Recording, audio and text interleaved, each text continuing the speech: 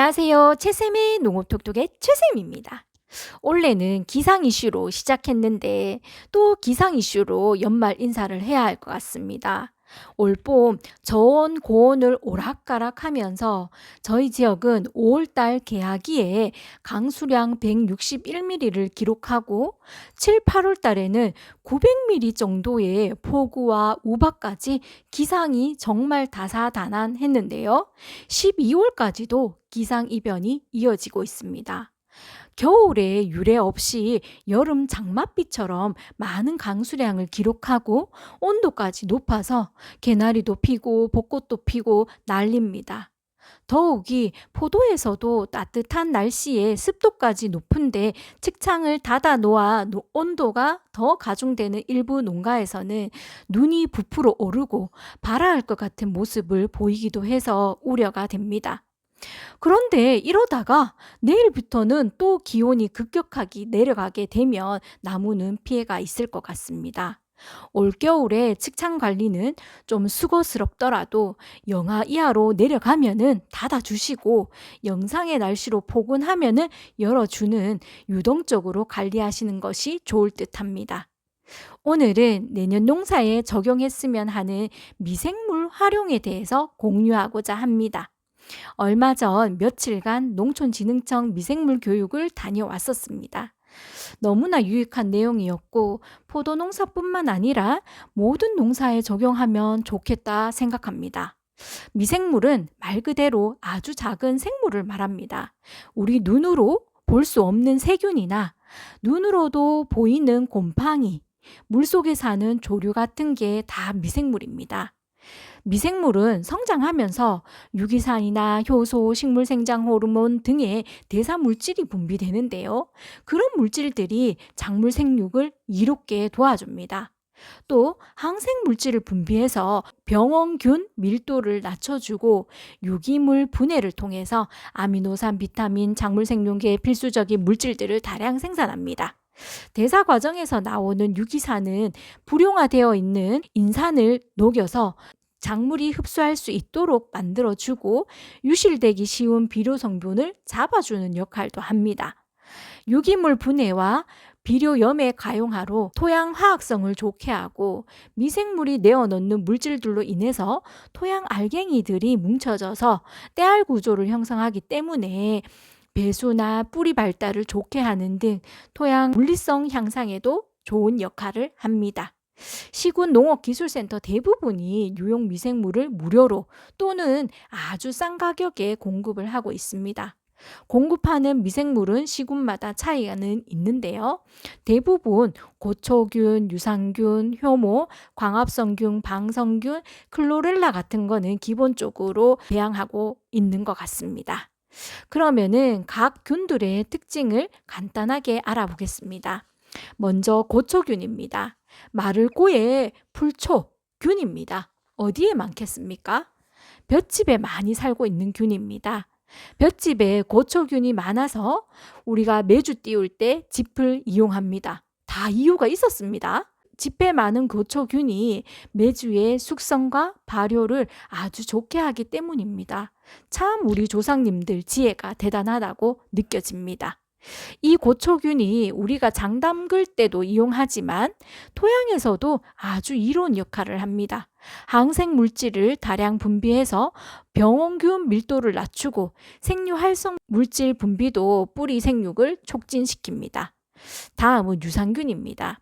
유산균은 우리도 많이 먹잖아요. 김치에도 있고요. 저도 유산균 덕을 많이 보고 있는 사람 중에 한 사람입니다. 혹여나 변비로 고생하는 분들이 계시다면 정말 적극적으로 추천을 드립니다. 그런데 꾸준하게 드셔야 됩니다. 한번 먹는다고 안 되고 먹다가 또 안 먹으면 도루묵입니다. 정말 꼭 드시기를 추천을 드리겠습니다. 유산균은 배양할 때 젖산을 분비하는데 이 젖산은 뿌리의 발근을 촉진시킵니다. 유기물 분해로 영양소와 다양한 기능성 물질들을 합성하는 역할을 하고 작물 면역력을 증가시킵니다. 유산균이 생산하는 유기산은 불용성 인산염을 분해해서 작물이 인산을 흡수할 수 있도록 합니다. 토양 검사를 해보시면 유효인산 수치가 높은 경우가 많은데요. 인산 수치가 높아도 물에 녹지 않아서 뿌리가 이용하기 어려운 인산이 대부분입니다. 그 인산을 유기산이 녹여서 뿌리가 이용할 수 있도록 한다는 것입니다. 또 병에 저항할 수 있는 물질을 생성함으로써 내병성을 강화시키기도 합니다. 다음은 효모입니다. 효모는 술과 빵을 만드는 곰팡이인데요.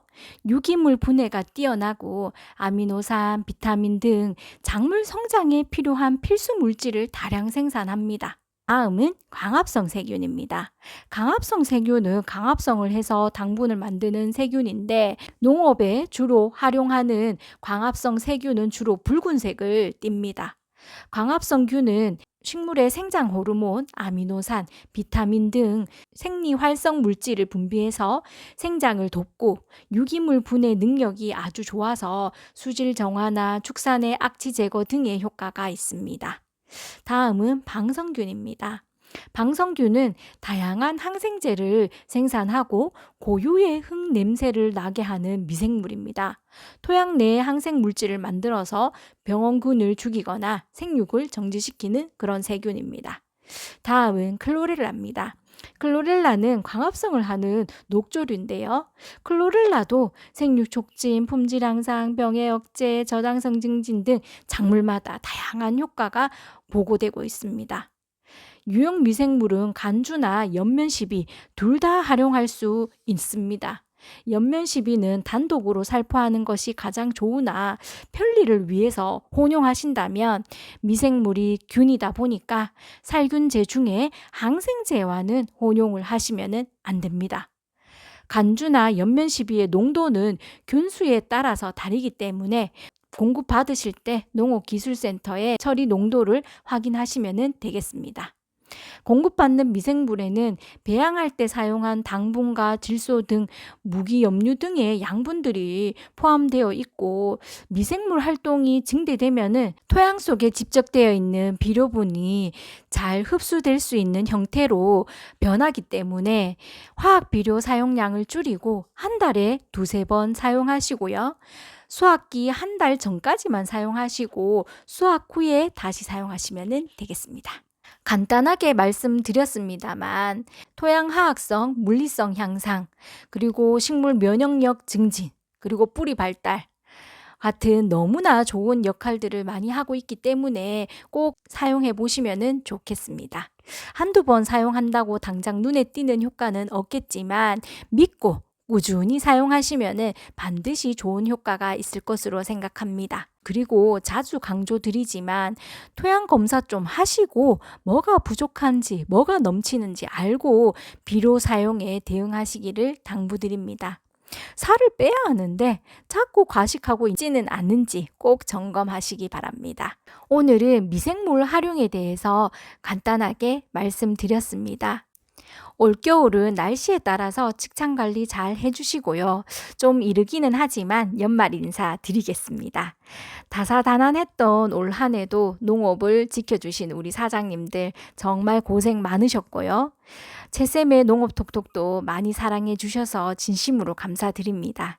감기 조심하시고 건강한 연말 되시기를 바라겠습니다.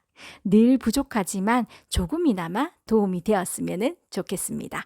오늘도 최쌤이었습니다.